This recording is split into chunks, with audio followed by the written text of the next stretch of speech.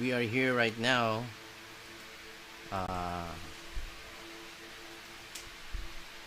Brother J. Okay, I think this is the sixth or fifth or sixth lesson na natin. The first time was C, D, E, no? F. Pero nag-umpisa na tayo ng una. So, nung nauna, and then nakapangalawa tayo, 2. Then C, D, E, F. So, this would be the sixth lesson na natin, no? Ngayon, gagawin natin ngayon is the key of F.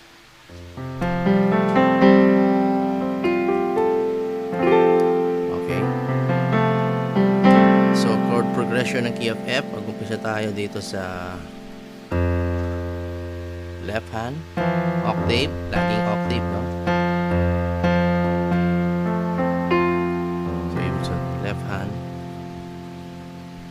that's F. Yan. F, C, F. Right hand is, pwede mo siyang kunin dito. So, hindi mo nagagayahin yung ginagawa na ito ng right hand. So, kukunin mo na lang is A, C, and another F para maging F siya. Okay. Next chord is D minor. So, left hand mo is this one. Or pwede rito sa lower. Octave, and another one for an octave. Sa right hand, pwede mo rin gawin ganyan. F, A, D.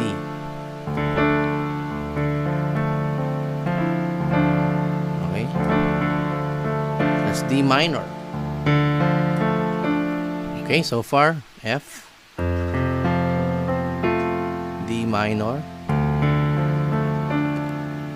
Yan, ganyan ang gagawin mo.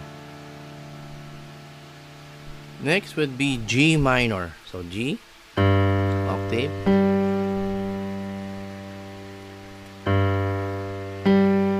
Okay.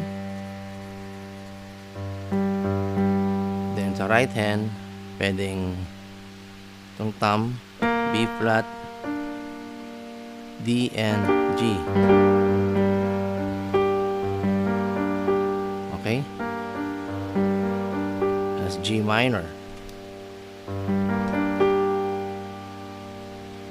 So far, F, D minor, G minor,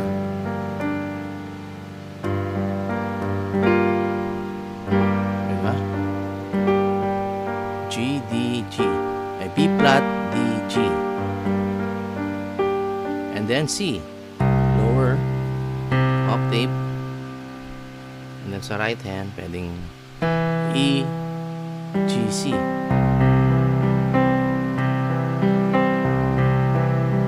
Okay? So, ganyan siya. C. And then next key is A minor. A, octave.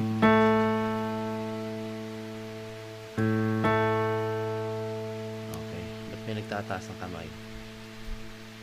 Yan. Sa right hand would be C, E, A. Okay? That's A minor. Next is B flat.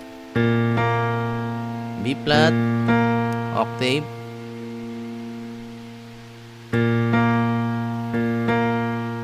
Okay. Then D, F, B flat.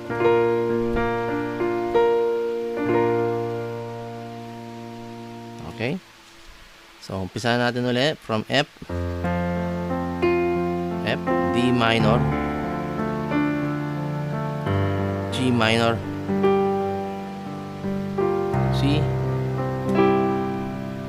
A minor, B flat,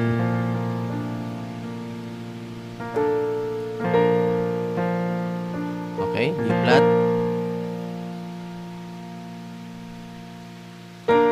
and then C ulit, F, balik ulit na F. So yun yung F progression natin, okay?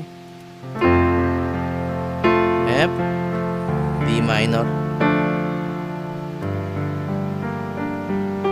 C, A minor, B flat, C, F. Okay, di pa? Dali lang. So, kung lalagyan natin ng tono yan, dakila ka, Panginoon, sambahin ang ngalan mo. Diba? Pwede mo laruin.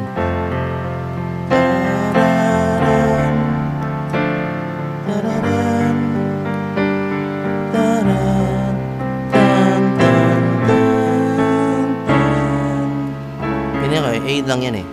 A minor kanina, no? Yan. Pwede mong gawin ganun. And then, D minor.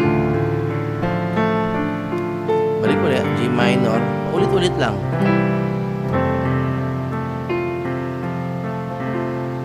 Okay, so sana nakatulong sa ito. This is the key of F. Alright. Thank you.